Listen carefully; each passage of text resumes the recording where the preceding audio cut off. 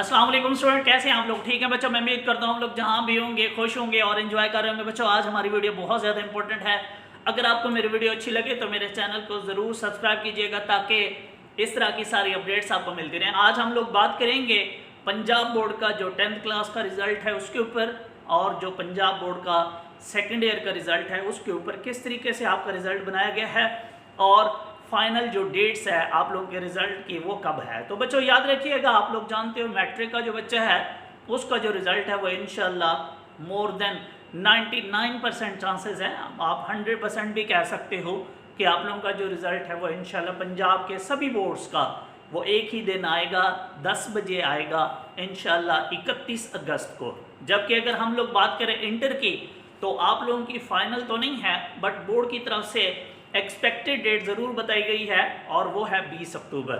अब हम बात करते हैं जी, अगर बच्चों आप लोगों का जो रिज़ल्ट है उसको कैसे बनाया गया है। याद रखिएगा आप लोगों के जो है वो दोनों पार्ट्स के मार्क्स को मिलाया जाता है, उसके बाद आपके जो है वो पास या फेल किया जाता है। कुछ बच्चे मुझे कह रहे थे कि सर हमारे किसी सब्जेक्ट में पार्ट 1 में जो है वो बहुत अच्छे मार्क्स हैं लेकिन पार्ट 2 का जो पेपर हमारा हुआ है वो अच्छा नहीं हुआ, तो क्या पार्ट 2 में हमें सैपली आएगी या पार्ट 1 के मार्क्स मिला के हमें पास कर देंगे? बिल्कुल जी, आप लोगों को पास कर देंगे।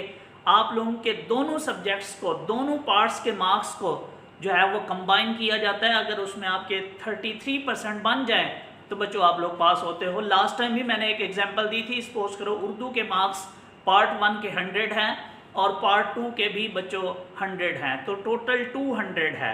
लेकिन अगर आपका 66 मार्क्स आ जाता है, चाहे किसी एक पार्ट से आ जाए, पार्ट 1 से या पार्ट 2 से आ जाता है, तो आप दोनों पार्ट में पास होते हो, चाहे किसी एक पार्ट में 0 मार्क्स ही क्यों ना हो। याद रहे सिर्फ आपको प्रेजेंट होना ज़रूरी होता है। तो इस तरीके से दोनों सब्जेक्ट्स के जो मार्क्स हैं उनको मिला के आप लोगों को बच्चों पास फेल किया गया है।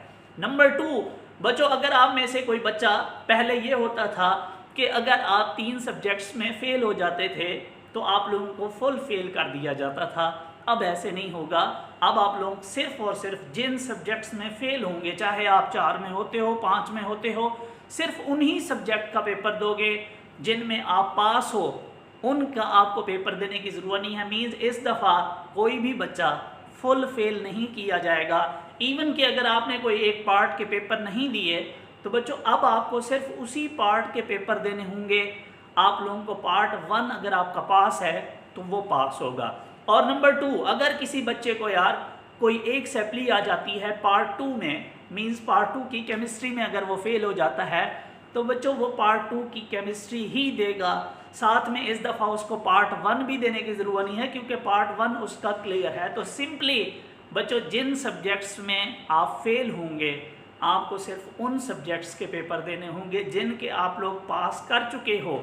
उनके पास करने की ज़रूरत नहीं है, दोबारा पेपर देने की भी ज़रूरत नहीं है। और साथ में आप दोनों का बच्चों जैसे ही आप लोगों का रिज़ल्ट आएगा उसके बाद आप लोगों का सेकंड एनुअल भी होगा। उस सेकंड एनुअल में आप लोग जो है अपनी मर्ज़ी से यार पार्ट 1 के पेपर देना चाहो दोबारा दे सकते हो, पार्ट 2 के देना चाहो दे सकते हो, दोनों को कंबाइन कंपोजिट देना चाहते हो तब भी दे सकते हो, और अपनी मर्ज़ी से कोई सब्जेक्ट इम्प्रूव करना चाहते हो या इवन के आप फुल फेल हो या सैपलियाँ हैं तो ये सारे काम आप उसमें कर सकते हो। आप लोगों के लिए वो जो सप्लीमेंट्री एग्ज़ाम हुआ करता था अब वो सेकेंड एनुअल एग्ज़ाम होगा। तो मैं उम्मीद करता हूँ, और वो कब होगा बच्चों, वो इंशाल्लाह जब आप लोगों का रिज़ल्ट आ जाएगा तो उसके विद इन वीक आप लोगों के जो है वो एडमिशन स्टार्ट हो जाएंगे और फिर 40 डेज़ के अंदर अंदर उसके पेपर होंगे और इस तरीके से आप उसमें अपीयर होके आप ये सारे काम कर सकते हो। तो मैं उम्मीद करता हूँ कि आप लोगों को मेरी बात समझ आ गई होगी। दुआ में याद रखिएगा। Thank you so much. अल्लाह हाफिज़।